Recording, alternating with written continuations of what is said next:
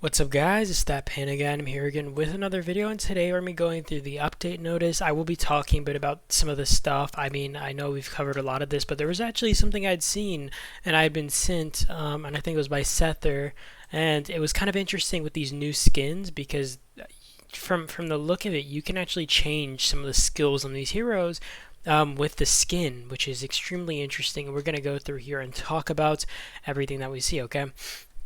So to start off, let me scroll to the top. Also, my computer is working now, by the way, guys. So now I can finally record back on my computer again, or at least like my internet, because I got my Wi-Fi extender. But okay, let's hop into it. So the first update, the Arena of Doom will undergo a big change. We already know this. On the 15th, in the new version of Arena of Doom, you'll face challenges from commanders from all regions and win even more rewards. Like I said before, it's arguable if this is going to be the case. I did do a video on this already if you guys want to check that out. The new Arena of Doom is divided into Arena of Federation, Arena of Glory. Your initial tier will be allocated based on your current might. So obviously you're just going to be dropped in based on how much might you have, and you'll go from there. The Arena of Doom tallies results and resets on a weekly basis. Commanders that stay above platinum rank with more than 3,000 points in Arena Freedom before the end of the season will be promoted to the Arena of Glory next season. I don't want to stay on this too long because I already did a video on this and I already gave you guys my thoughts about it, so I'm just going to read through here and I'm not going to give much input on the actual arena stuff. You will receive demise coins based on your ranking or tier at specific intervals. Demise coins can be used to redeem items at the arena store. Demise coins will be cleared at the end of each season. So generous rewards related to the hero armaments will be added to the new arena store, meaning just basically you'll get armament rewards and that you can redeem with the demise coins. And 5, okay, the current version of Arena of Doom will change on the 17th. Will close, and the store will remain until the 28th, so you can kind of buy a bunch of stuff. It does mention here how you'll be able to, like, they'll increase the redemption limit on certain items within the Arena of Doom, so you'll be able to obviously buy more carbon or something before it, like, kind of closes out, and they'll have an unlimited amount of redemption to resource packs in case you maybe don't have, if you have too many coins, New hero skin system. Get unique hero appearances while enhancing some hero skills. New Lewis hero skin, Midnight Baron, is here. And I'll actually show you guys a picture of that in a second when I swap to this browser, but I'm going to wait. Actually, you know what? We'll do this skin and then we'll bounce back into the game because I find this, it looks really interesting, right? I don't want to talk about the Apex stuff yet. Right here. Okay. So basically you come down here, I think this was translated into, like, there's gonna be a new shelter skin. I'm not sure if one of these is a legendary skin. Probably something else here. Not insanely important. There's gonna be a new event, which we get tons of new events that'll drop skins. But the hero skin one, I'm not gonna lie, the hero skin kind of goes hard. I kind of like Lewis without it, honestly, but like the look, like especially right here, it just like, oh, that's so nice, dude. That's so clean. But forget the skin for a second. Look at these guys. These skills, right? I don't know if you know, but obviously, like these. Let me find Lewis real quick. So the 2 health skill is his first skill. The what is it? Deadly Beat. That's his third skill. The perfect curtain call is actually his awakened skill. I'm not sure if they're going to be replacing all of the skills he has, but honestly, the fact that they're even replacing his awakened skill as well is kind of something that's super notable. It was one thing that they're going to be replacing his normal skills, but replacing the awakened skill is kind of crazy. And like I said, this actually looks a little bit cool. So I am kind of looking forward to it, if I'm going to be honest. I'm hoping it's not going to be like crazy to the point where it's like going to break the game balance, but we'll have to see about that. But I am excited in any case.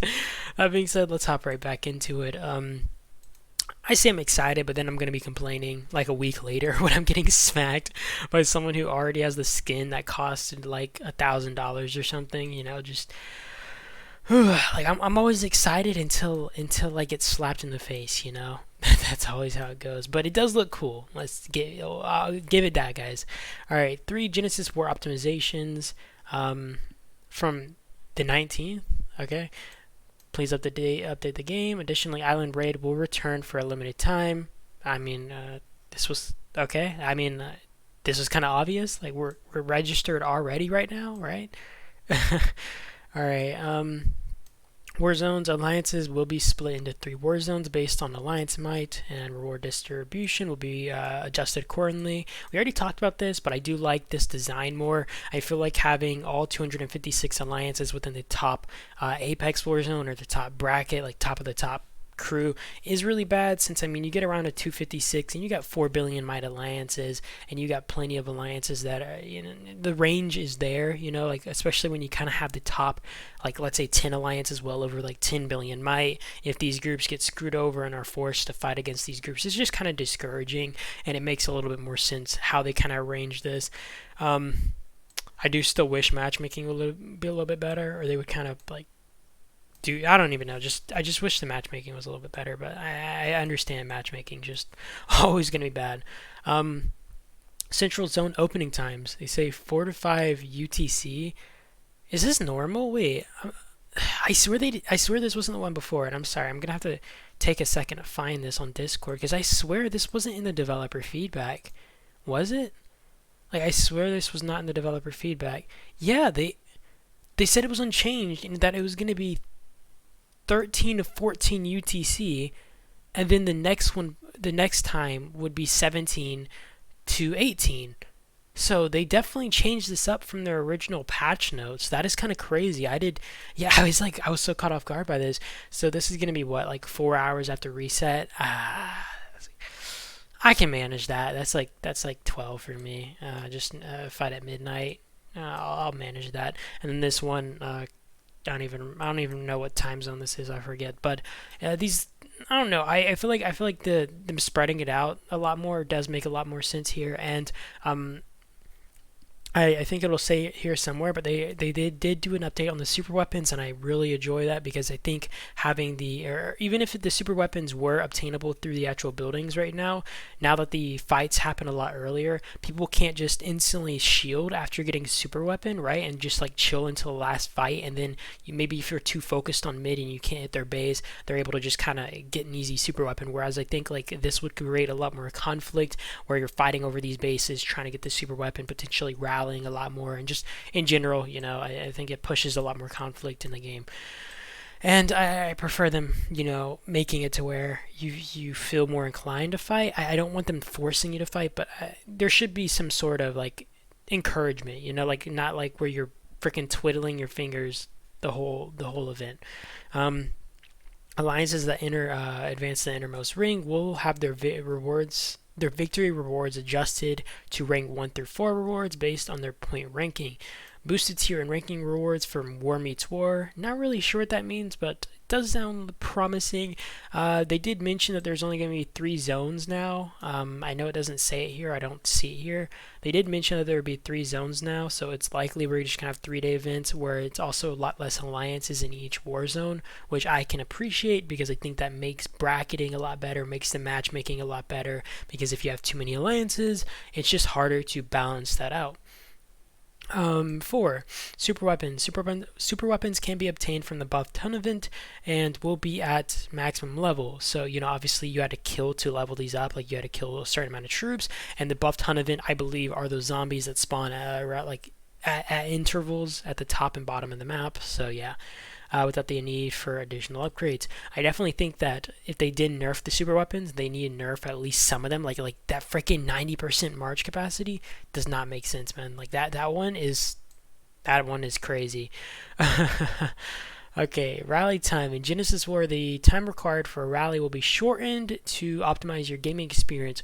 100% needed. If you're doing 1-hour fights, you need to make it more like a Pompeii fight, right? Like, you can't be giving 5-minute rallies. It does not make any sense. And this does put into question, how will the alliance skill map actually work, right? Are they going to shorten this to maybe being 2 or 3 minute rallies, and they're going to be like, all right, the alliance skill, because there was a certain map that allowed you to use obviously alliance skills, will it like shorten it to 1 minute or something? I just wonder how that's going to work, or if they're going to completely remove the rally time alliance skill.